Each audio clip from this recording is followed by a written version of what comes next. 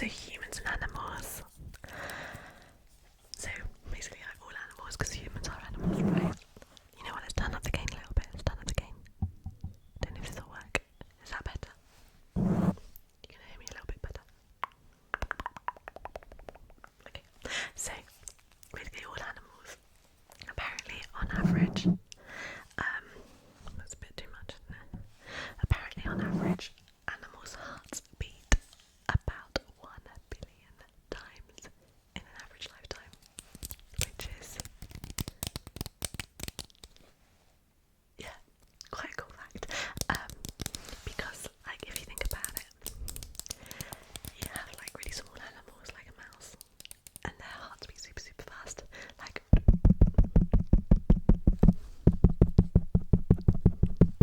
and so they will use up their 1 billion heartbeats sooner, so die sooner, which is also quite sad. And then a bigger animal will live for a lot longer.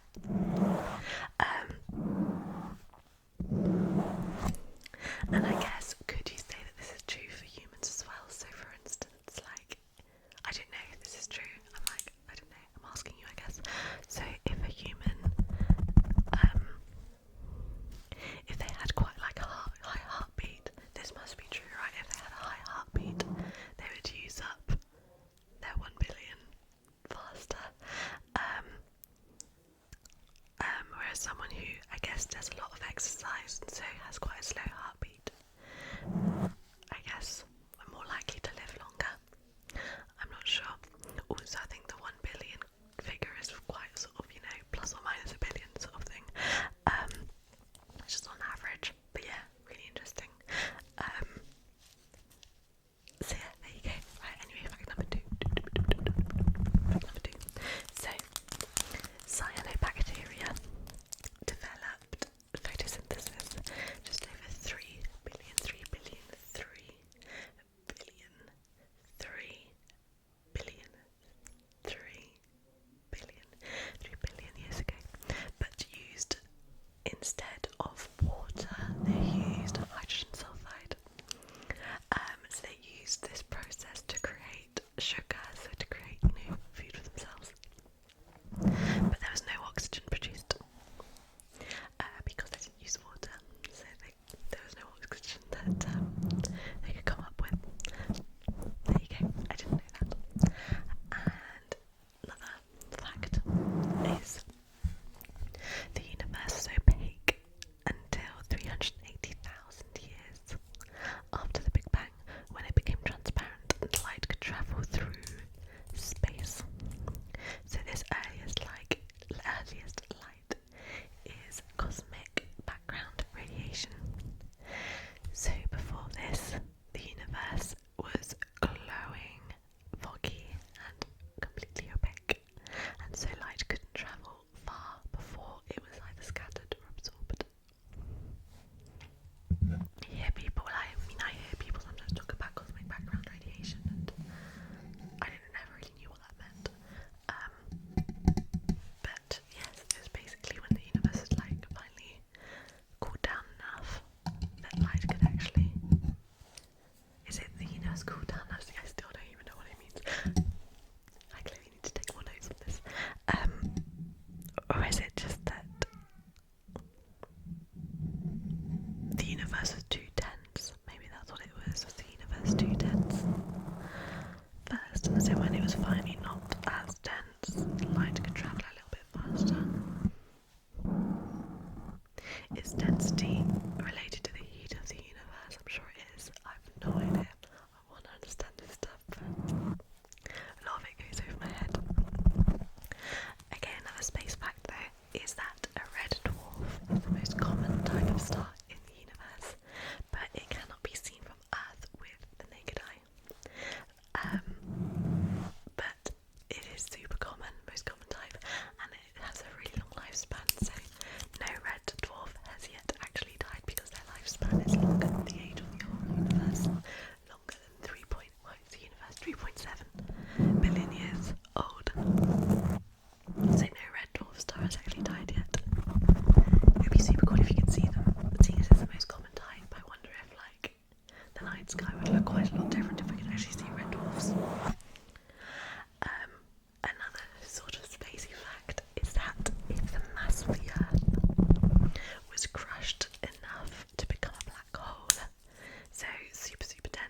crash the whole mass of the Earth into like a point that's dense enough, or an object that's dense enough to form a black hole, that would be 1.8 centimeters, so like that much.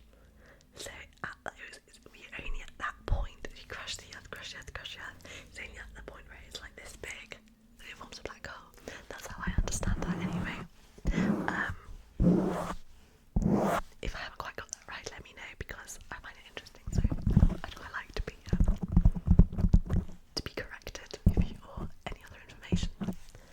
I also watched like the first episode of a documentary about human evolution and collected a few interesting facts from that too. So around the time that Homo sapiens emerged, there were already six species of human on the planet already. So a few of these were Homo erectus, so they were the first out of Africa. So Homo sapiens came out of Africa as well. They evolved in Africa, came out, went across all over the world, but the first to do that was Homo erectus. And they were the first to sort of evolve in Africa and then come out of it. They were also the first to make fire. So there you go. Neanderthals were cold adapted and were also expert hunters. And Floresiensis is otherwise known as the Hobbit. And they're about 1 metre tall. That's a human species about 1 metre tall. And from what I understand, they thought, experts thought that Homo sapiens evolved about 200,000 years ago, but recently they found evidence that they are quite a bit older. They first might have evolved around 300,000 years ago. So they found, I don't know if it's a place or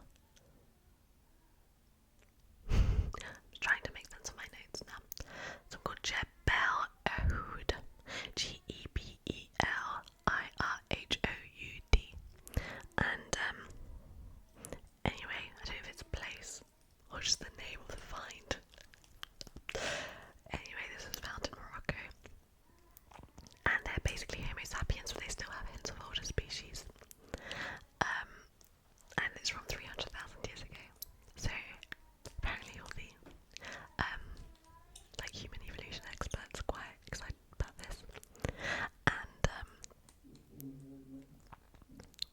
yes, I think it's quite cool that it adds hints of older species in the bone structure as well, because I don't know, you hear about all these different types of humans and they all differ very, like, a little bit from each other, but like, I personally never hear much about sort of like in between species.